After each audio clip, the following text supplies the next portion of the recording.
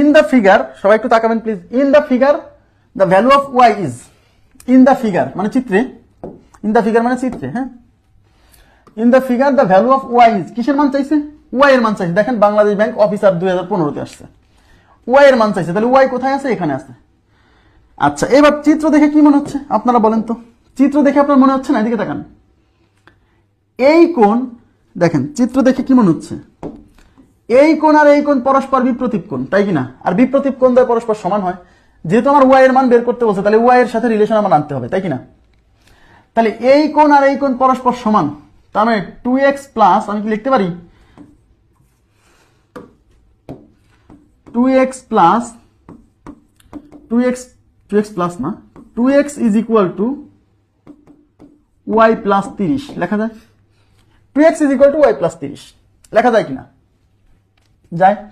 এখন একটা জিনিস খেয়াল করেন, একটু তাকান,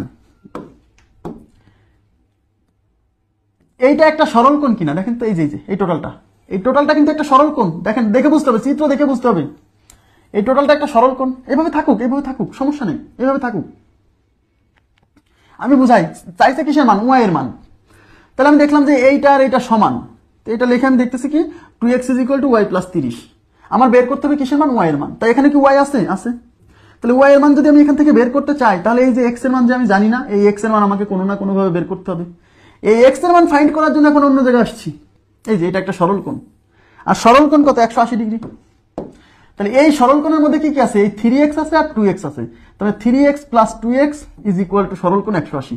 তাহলে 3x plus 2x is equal to 180। তাহলে 5x ইজ ইকুয়াল টু 180। তাহলে x ইজ ইকুয়াল টু কত? 180 ডিভাইডেড বাই 5।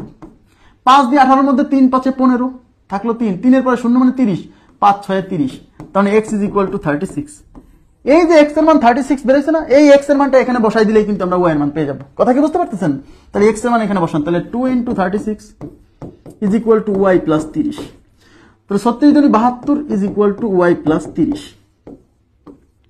যেহেতু y এর মান বের করবেন, তাহলে 30 এই পাশে যোগ আছে, এই পাশে এসে বিয়োগ হবে। দেখেন, তাহলে এই পাশে আছে 72, আর ওই পাশ থেকে 30 চলে আসে বিয়োগ হবে, ইজ ইকুয়াল টু ওই পাশে y। 30 থেকে 72 থেকে 30 গেলে 42, তার মানে y এর ভ্যালু হচ্ছে 42। ক্লিয়ার? কঠিন না, সহজ, একেবারেই সহজ। 42।